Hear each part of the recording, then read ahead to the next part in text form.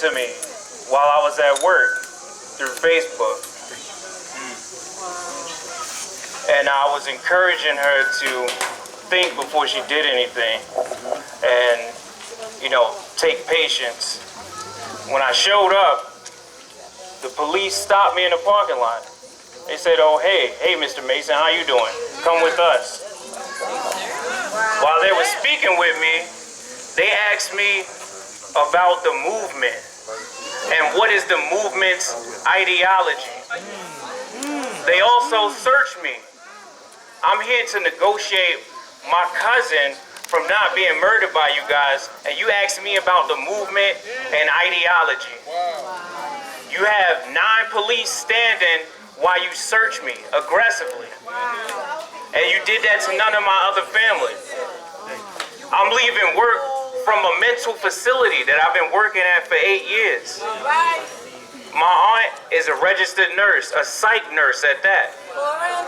You have 2 mental health professionals in the building that also have personal relationships, but you didn't tap into that. So she has certification where she can speak with people who are in manic episodes that are not related to her, but she couldn't even do that to her own daughter. So I want y'all to know that I'm looking around. I see a lot of dashikis and a lot of African culture. We all gotta recognize that after that situation in Dallas, and that man had a dashiki on, a dashiki is the latest uniform of mental illness. I can tell by how they press down on me. I'm coming from work, and y'all treat me like I'm a criminal. That dashiki is the expression of mental illness now. You hear how my family is speaking.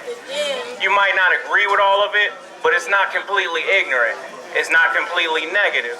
You might not agree with it. You might not want to accept it. But this is the same information that Korryn was around. This is the same information that all my family's around. You ain't gotta apologize, bro. And I can't, because speaking to the negotiator, it went from her not having a warrant to her having 2 warrants to by the time she died, she had 6 or 7. How the hell you get 6, 7 warrants in 45 minutes? And we talking about mental illness. Let's be clear. For a man in body armor with a machine gun to shoot a 5-year-old boy and to think he's a hero, what's the name of that mental illness? You need to think about that. If you don't think that's a mentally ill shit right there, be honest with yourself. And if they could kill a 5-year-old or shoot him, they could kill anybody out here. They upset probably right now. I can see when I'm leaving and people tailing me, and all of a sudden, come on now.